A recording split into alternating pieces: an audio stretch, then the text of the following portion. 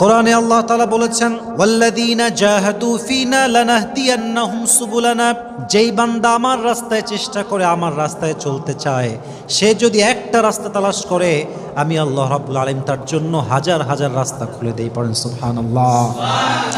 ওয়াল্লাযীনা জাহাদু ফীনা লানাহদিয়ান্নাহুম সুবুলানা, যে আমাকে পাওয়ার চেষ্টা করে, আমি আল্লাহ তার জন্য আমাকে পেতে হাজার হাজার রাস্তা ওপেন করে দেই। সুবহানাল্লাহ পড়েন। বুখারীর হাদিস, যে ব্যক্তি আল্লাহর সাক্ষাৎ পেতে ভালোবাসে, আল্লাহ তাআলা তার সাক্ষাৎ পেতে ভালোবাসে। সুবহানাল্লাহ পড়বেন না আপনারা সবাই? আহা, কি সুন্দর কথা।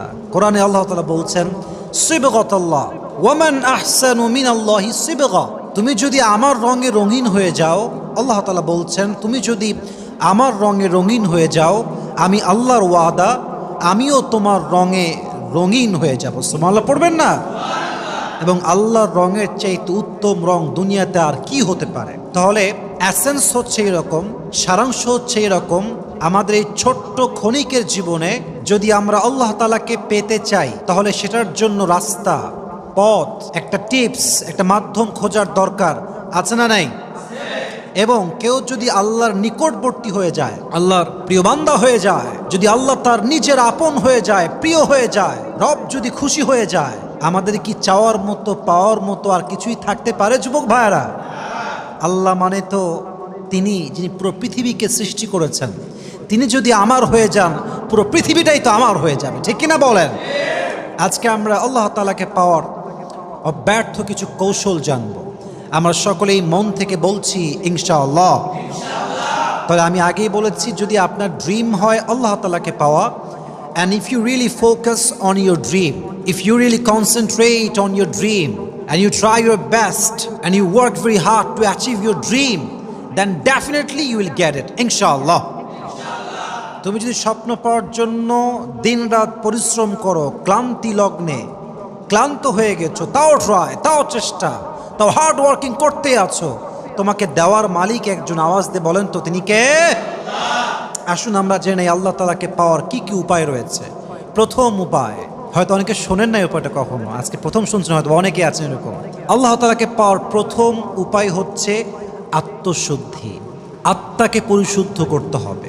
কোরআনে আল্লাহ তাআলা বলছেন, কদ আফলাহা মান যাক্কাহা, সফল হয়েছে সে আত্মাকে পরিশুদ্ধ করেছে যে। সুবহানাল্লাহ পড়বেন না আপনারা? এই আত্মা, এই কলব, এই হৃদয়, এটা হচ্ছে সবচেয়ে দামি জিনিস। আপনারা সবাই লোকমান হাকিমের নাম শুনেছেন যুবক ভাইরা? লোকমান হাকিম একজন জ্ঞানী মানুষ, অনেক প্রজ্ঞা তাকে আল্লাহ তাআলা দিয়েছেন।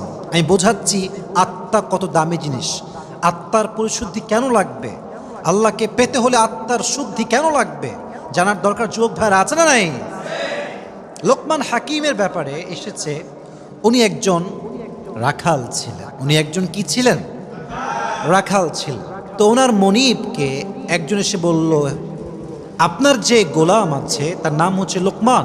তো লোকমান যদিও ছাগল চড়ায়, ভেড়া চড়ায়, বাট সে সাধারণ কোনো মানুষ নয়। তার জ্ঞান, তার প্রজ্ঞা, তার উইজডম, তার ইলম, তার নলেজ এত বেশি, সে যখন কোথাও রাখাল হয়ে ছাগল চড়াতে যায়, চতুর্পাশে গায়ে মানুষ তার কাছে ভিড় করে, আর তার জ্ঞান প্রজ্ঞাপূর্ণ কথা শুনে মানুষ অবাক দৃষ্টিতে তার দিকে তাকায় থাকে। সুবহানাল্লাহ পড়বেন না আপনারা? তার মালিক বলল, কি রে, আমার গোলাম, আমার দাস এত জ্ঞানী তো আমি জানি না। যদি সে সত্যি এত জ্ঞানী হয়, তবে তাকে আমার ডাকা উচিত এবং তাকে আমার আজাদ করা উচিত। তিনি ডাকলেন এবং লোকমানের প্রজ্ঞাকে টেস্ট করার জন্য, পরীক্ষা করার জন্য উনি বললেন, লোকমান, তোমাকে একটা কাজ দিচ্ছি, শোনো। ইযহাব ওয়াযবাহ শাতান ওয়াখরিজ মিনহা আতয়াবা মুগতাইন, যাও একটা বকরি জবাই করো। এবং এই রেওয়ায়াতটা এসেছে একটা বর্ণনায়, এবং এটা বিশুদ্ধ রেওয়ায়াত। আমরা এই ঘটনাগুলো বলছি জাস্ট আপনাদেরকে মোটিভেট করার জন্য, বোঝাবার স্বার্থে। ইবনু তাবারিতে আসছে, ইবনু জারির তাবারিতে আসছে, তখন লোকমান গেল এবং সে মনিব বলল, তুমি এখন গিয়ে একটা ছাগল জবাই করবা। ছাগল জবাই করে ছাগলের সবচাইতে উৎকৃষ্ট অংশ, সবচাইতে উত্তম দেহের যে অংশ আছে, এটাকে কেটে বের করে নিয়ে আসবা। লোকমান গেল, ছাগল জবাই করলো। ছাগল জবাই করে তার ভেতর থেকে সবচাইতে উত্তম অংশ, কলিজা, হার্ট, হৃদয়, সে কেটে নিয়ে আসলো।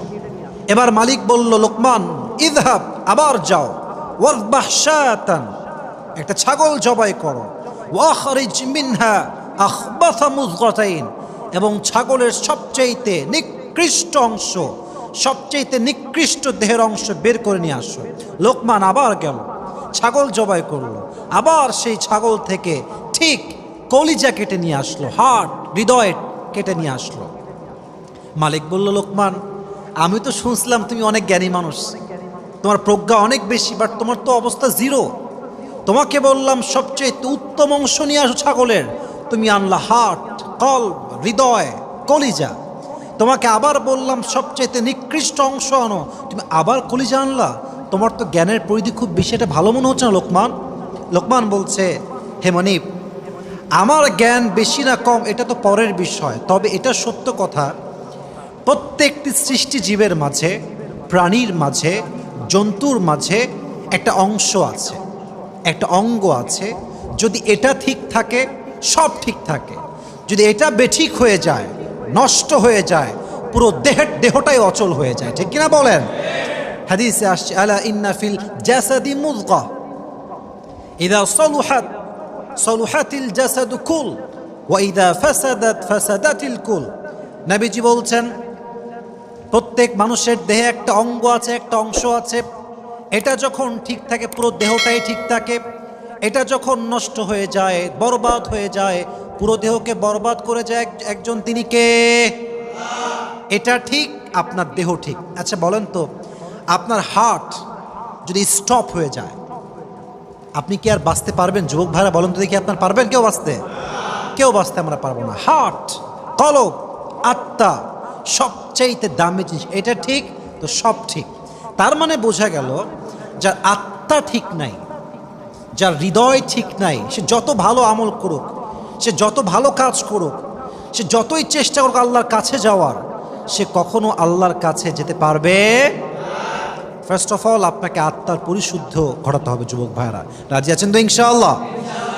আর একটু ব্যাখ্যা দিই, ভালো করে বুঝে শুনে বুঝবেন, তাহলে আপনার জীবনটা পরিবর্তন হবে, কাজে দিবে। হয়তো আপনি এটা কখনো শোনেন না যা বলতেছি আমি আজকে আপনাকে। এই আত্মা, এটা হচ্ছে মোট 3 প্রকার। বলেন সবাই, কয় প্রকার? আমি আবার বলছি, বলেন সবাই, কয় প্রকার? 1 হচ্ছে সুস্থ দিল, 2 হচ্ছে অসুস্থ দিল, 3 নাম্বার হচ্ছে মৃত দিল। কোন দিলের সংখ্যা কি, ব্যাখ্যা কি, আমার চোখে চোখ রেখে সবাই শুনবেন। সবাই তাকবীর দেন, লিল্লাহি তাকবীর। সুস্থ দিল কি? কোরআনে আল্লাহ তাআলা বলছেন, ফালইয়াউমা লা ইয়ানফাউ মালু ওয়ালা বানুন ইল্লা মান আতাল্লাহা বিকলবিন সালিম। কিয়ামতের কঠিন দিনে সন্তান কাজে আসবে না, সম্পত্তি কাজে আসবে না, কোনো কিছুই কাজে আসবে না।